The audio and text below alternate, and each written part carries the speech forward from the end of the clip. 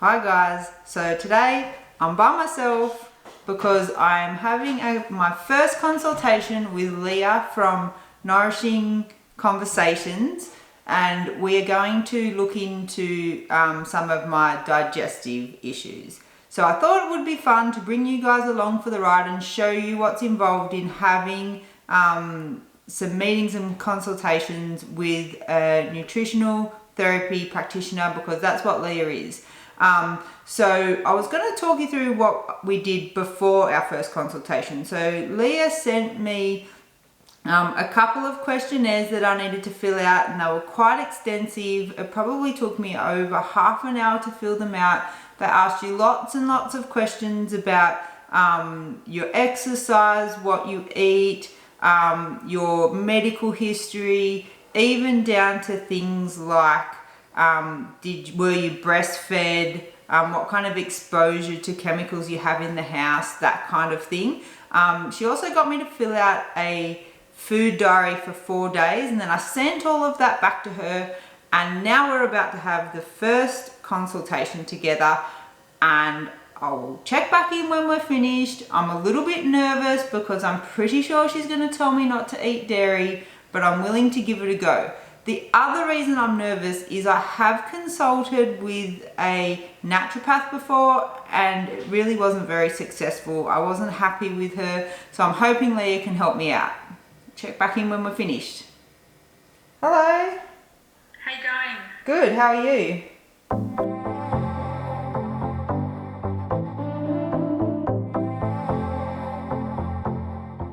Okay, so I'm finished with Leah. That was really good. Probably no massive surprises. So she had a little chart that showed graphing my responses from the questionnaire. She was really concerned about the sugar handling. So it doesn't mean that I eat a lot of sugar, but that I crave sugar. She was really concerned around what was causing that, and also the digestive issues, which we kind of knew going in.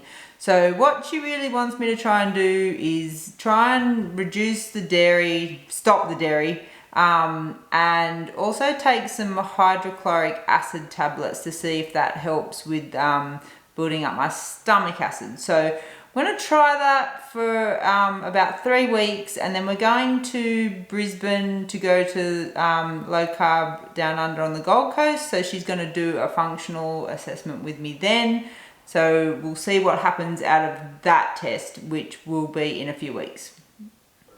I thought I'd give you guys an update. It's been about 2 weeks since I met with Leah, and she recommended the dairy-free. The first week I reduced the dairy-free for sure, but it wasn't gone completely. And now I've been 1 full week without eating any dairy at all. I'm very proud of myself. Some parts have been hard, but there's definitely been an improvement on what I'm working on, which is my digestive issues.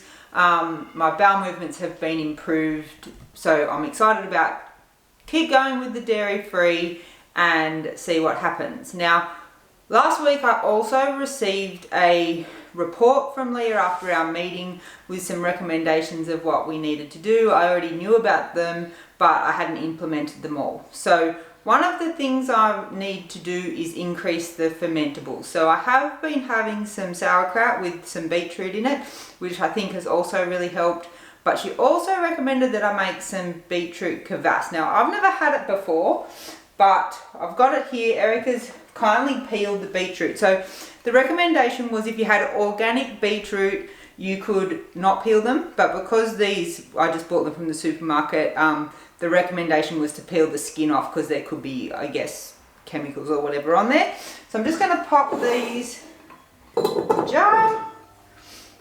Now, I needed to put some sauerkraut juice in there, but I didn't have any. So at the markets this morning, I bought this beet kvass.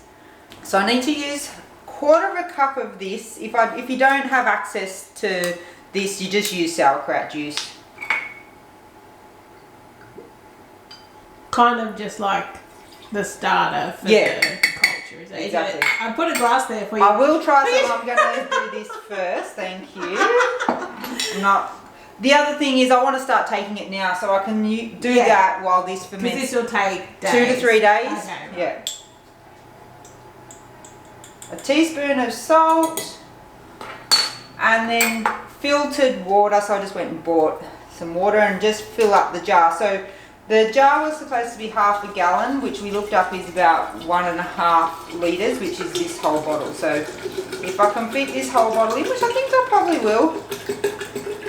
And then the recommendation is to just take a shot of this with every meal. So what, are you gonna have plenty? Oh, perfect. Oh, look at that. So I just need to cover this with the tea towel and set it aside. You don't need to put it in the fridge or anything, just leave it on the bench for a few days and it's ready to drink. So now Erica wants me to taste this. I think it's going to taste like dirt. Fermented dirt, like vinegary dirt. Should I just like... Yeah.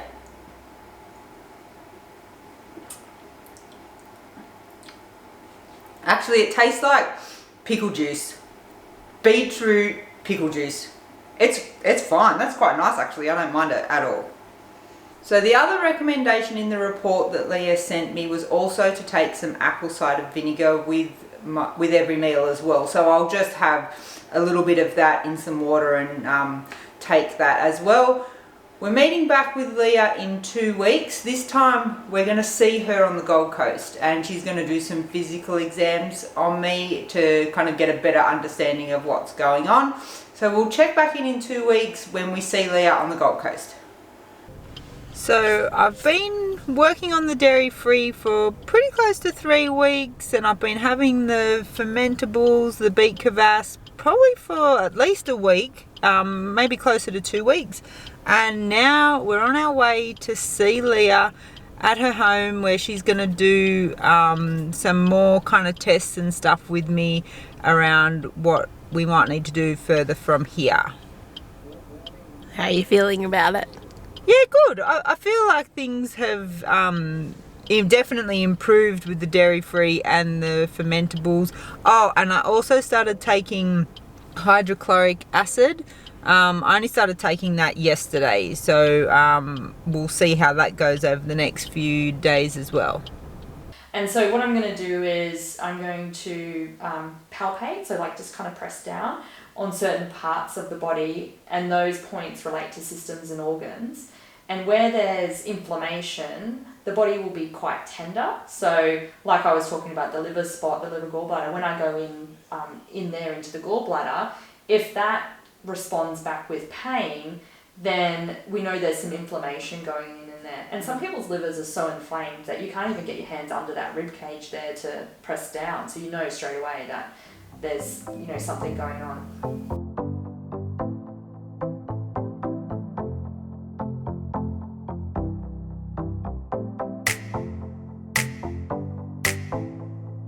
So you might be thinking, what happens now? I've seen Leah and she's given me some direction around what we do from here. So the first thing I need to do is work out what my hydrochloric acid dosage needs to be. So the recommendation for that is to take 1 for a day, 2 for a day, increase the usage until you take it and after 5 minutes you feel reflux. That means you've taken too much and then your dosage is 1 less than that. So if I end up, I'm at 3 at the moment and I haven't experienced it. If I take 4 tomorrow and I get it, my dosage is 3 with every meal. So that's what I'm working on now.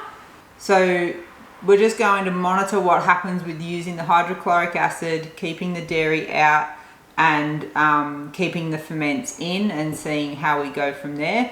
Leah may want to implement more gut healing protocols depending on what happens over the next few weeks. So we'll see how it goes. If the symptoms persist after she implements more gut healing protocols, she will look at doing a microbiome test. It's reasonably expensive, so she said let's see what we can do first, and then if she can't rectify the problems, she'll look at the microbiome test as well. So you might be thinking, what have I thought about the whole process? It's definitely been beneficial. I think the biggest step was taking out the dairy, and I think that has definitely seen some positive changes for me. And I think with the dairy-free, I probably just needed the support of Leah to encourage me to do it. I knew that I needed to do it, but I kind of was just burying my head in the sand. So having Leah encourage and support me through that has been definitely well worth it. And I miss it occasionally, but nowhere near as much as I thought I would. The idea is to keep trying to heal the gut. That's the biggest takeaway. We need to heal my gut. Probably from a bunch of antibiotics and no gallbladder when I had the gallbladder taken out. The other thing I wanted to cover is who may benefit from a consultation with a nutritional therapy practitioner or someone like Leah. I think anyone who has a specific health concern that they want to address that hasn't been helped with keto or low carb. So if you've already implemented a keto and a low carb diet, but you're still having symptoms or problems of something that you want looked at, I think Leah or a nutritional therapy practitioner would be really good to help you hone in on that particular thing that you're trying to fix.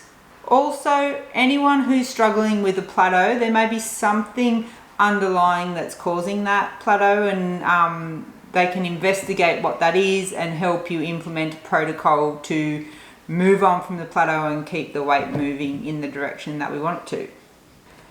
The other person who I thought would definitely benefit is someone who's interested in low carb but hasn't been able to implement it and needs some support around that. So Leah can do you up a plan, do something much more individualized than what you would find if you just bought a plan on the internet. So it'll be much more geared to what your needs are around, and support to implement a low carb lifestyle if you've struggled with that in the past. I definitely think that would be worth it. So that's my recap of my time with Leah at the moment. We'll see what happens over the next few weeks. If there's worth another update, I'll let you know what's going on, especially if we do the microbiome testing. I think I'll do another video around that, but at the moment that's where we're at. I definitely think it's worth it if you've got gut problems or any other thing that you need looked at. Leah or a nutritional therapy practitioner would definitely be worth consulting. I hope you've found this useful.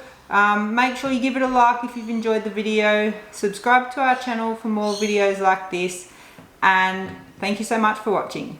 Bye.